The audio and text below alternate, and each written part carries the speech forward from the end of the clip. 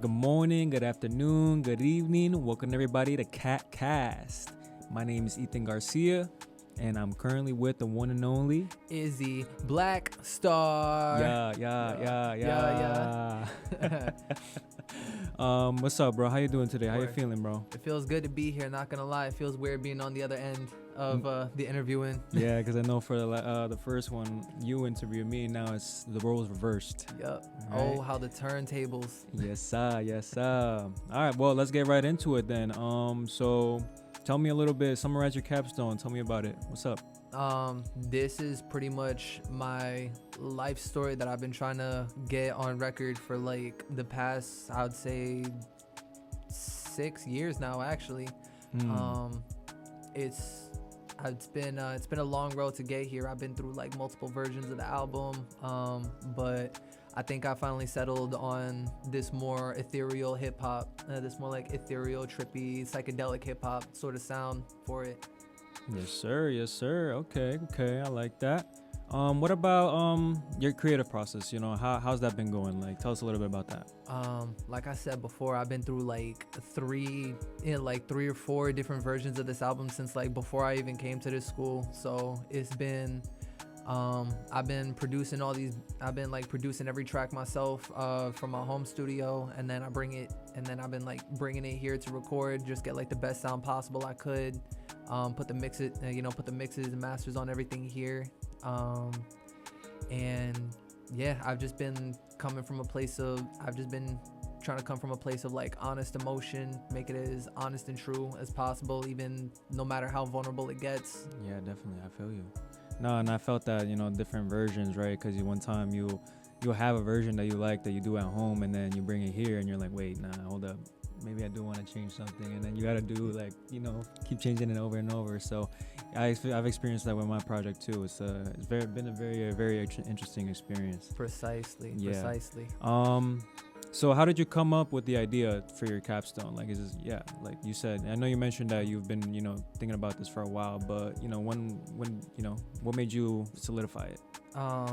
My first attempt at this, I was like heavily rooted in sort of emo rap music stuff, like Lil Tracy, Lil Peep, and like Suicide Boys and stuff like that.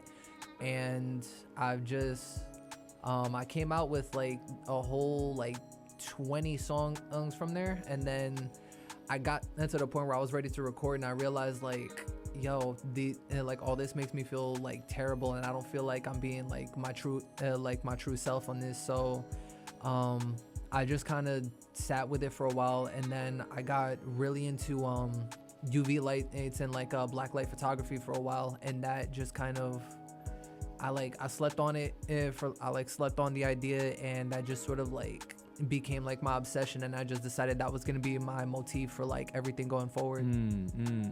Wow, damn, look at this guy. It's inspiration. Oh my gosh.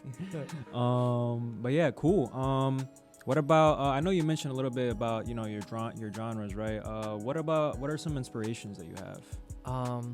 I'd say the inspirations throughout this album kind of vary from like track to track. There's some cuts on here where I'm taking inspiration from like XXX Tentacion and like some of his like super sad cuts. I'm also taking inspiration from like J.I.D. and Kendrick Lamar. I've got like production inspiration from Childish Gambino and his album Because the Internet. It's just kind of the whole thing like varies from song to song like where and who I'm drawing inspiration from. And then some of the songs I'm here, I'm not even drawing like inspiration from anything. I just kind of went into like a manic creative episode and just kind of went crazy in the stew and came out with something. Yes, sir. Nah, I know some of those artists you mentioned, especially XXX Tentacion. I listened to in high school I listened to him a lot. Same thing with Childish Gambino. I kind of got into him too especially during college. He's got some bangers, I'm not gonna lie. If you guys don't listen to Childish Gambino, I recommend let us put you on. Word. And then so like another question, what has this meant for you? Like what has been this experience? What has like all the work that you've put in so far and will continue putting in for this project? What does this mean for you as Izzie Blackstarr? before I came to this school, and before I even took on the name Izzie Blackstarr, I was in a really dark place and just like a low point in my life. That will be detailed when the album drops, but this has sort of just been like a journey of like finding myself and just sort of like proving to myself and some of like the doubters in my life that I have, that like I got the right to be here, I got the right, that like I have the right to exist and the right to be here, as vulnerable and intense as that sounds. That's sort of been like, it's sort of been like my reason and for existence, I guess. Working on and completing this album and making sure it's the best version I could possibly put out. Absolutely. Wow. Well, that's all the questions I had. Did you have anything else you want to say? Any tags, plugs? What's up? Make sure to follow me on